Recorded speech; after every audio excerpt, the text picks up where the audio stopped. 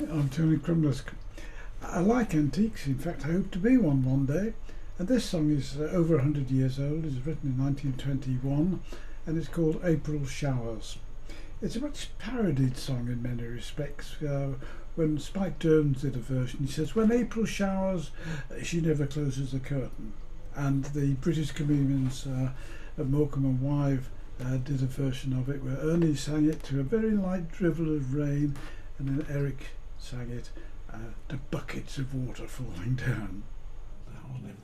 But it was a big hit for Al Jolson, also a much parodied singer.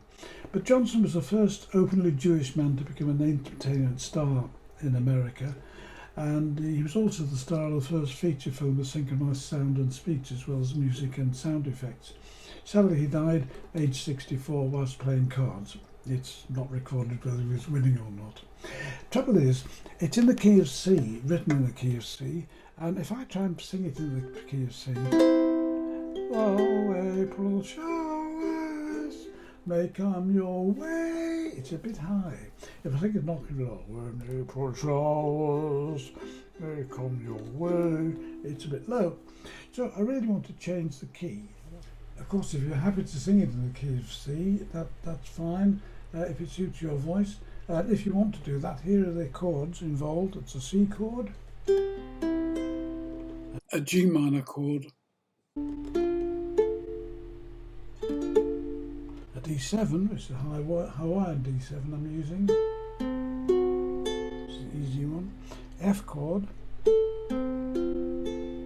Bit tricky this, moving from an F to an F minor, but this is it. There's an alternative. You could go from your F chord to a D minor shape at the 5th fret, and that gives you it, but you only have to play the bottom 3 strings, or strings 4, 3 and 2, but that's possible. A G7 and an A7, and then to move to the next verse, a C sharp diminished 7th, which is very easy. It's just that shape there.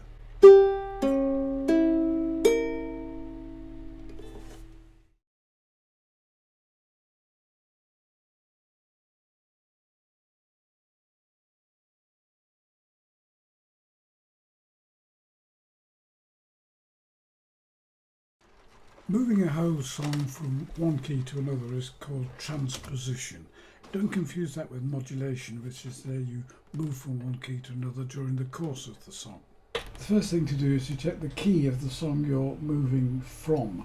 It's almost certainly the last chord you play, the home chord, the chord that makes it sound finished and complete.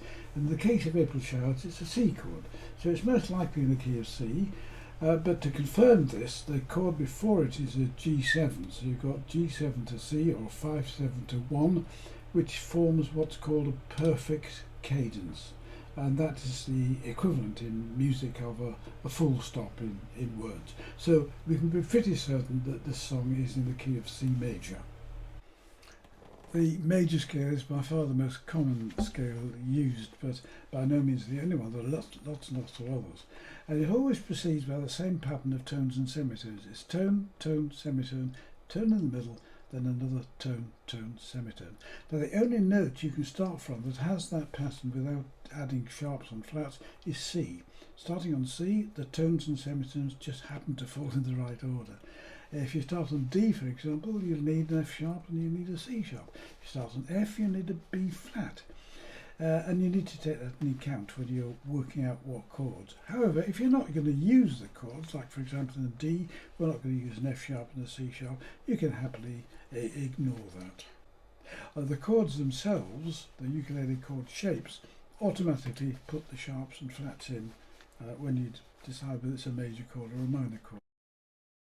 In the key of C, there are no sharps and flats, so the first thing to do is to write out the letter names from C to B, C, D, E, F, G, A, B, and that's your scale on which the chords are built. Chords 1, 4 and 5 are usually major, chords 2, 3 and 6 are usually minor, chord 7 is usually a diminished chord. But in this song there are some changes, and that's one of the reasons why I chose it. There's a D minor chord that you'd expect, but there's also a D7. There's an F minor as well as an F, and there's a A7 instead of an A minor. Okay, let's try some transposition of the key of C upper tone to the key of D. As before, writing the letter names starting on D in alphabetical order, and for completeness you can put the Roman numerals and the count of chords that they should be: 1, 4 and 5 major, 2, 3 and 6 minor. But then writing the chords you actually have in the key of C in this particular song, and substitute the same chords but in the key of D. So C becomes D, E becomes E, and so on. Here's the score now with these chords substituted. You're now got a score in D.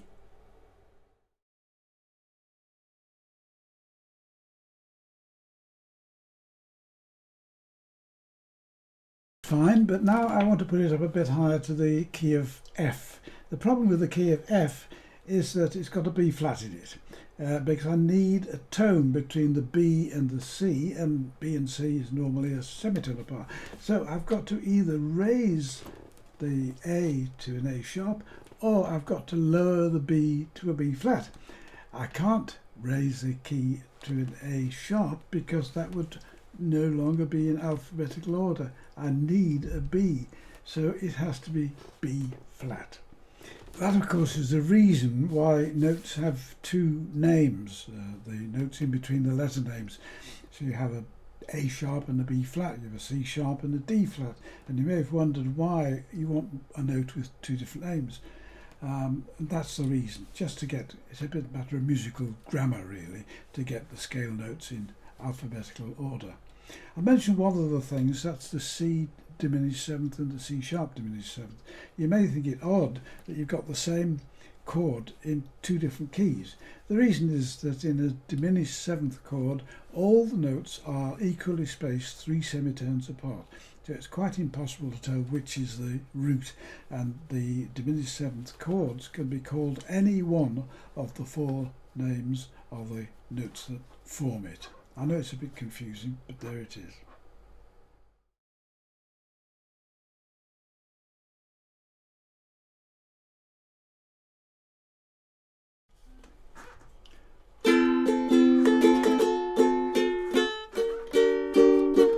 Though April showers may come your way, they bring the flowers that bloom in May. So if it's raining, have no regrets, because it isn't raining rain, you know, it's raining violets. And when you see clouds upon the hills, you soon will see crowds of daffodils. So keep on looking for that bluebird and listening for his song whenever April showers come along.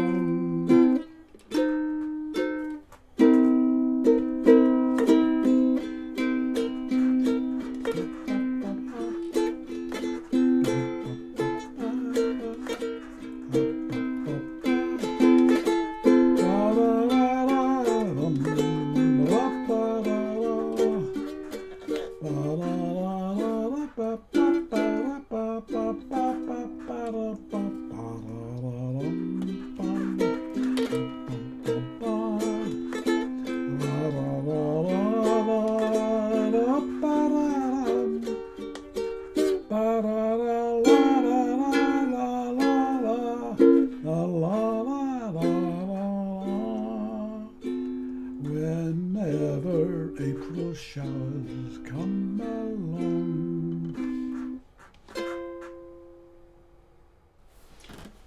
The chord you need to play it in the key of F, I've got F chord, a G minor chord, a G7 chord, a B flat minor, which is an A shape raised up by 1 semitone, bar at the first fret. the A shape moved up bar semitone is now the B flat chord. C7, a D7, a Lion D7, a C sharp, a C diminished seventh, and I finish with an F chord, which is just a C shape moved up with the bar at fret 5. Well, I hope you found that useful and helpful. You don't, of course, have to bother with mod transposition anymore, because you got it in 3 keys, so surely one of them will suit your voice.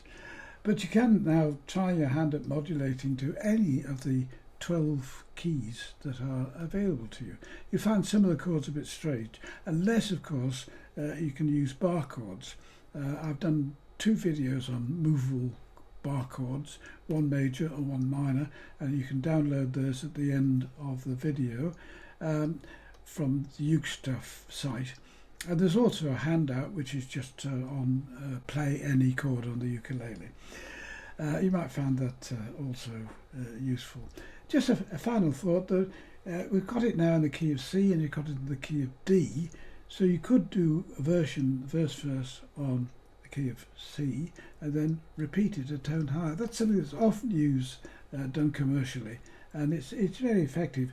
I used that idea with one of the videos I did on the Devlin Brothers, All I Have to Do Is Dream of You, and you can look that up. Just look for Tony Cruz videos and you'll find it. I don't think it's on the website yet. Anyway, whatever you do, however you do it, have fun.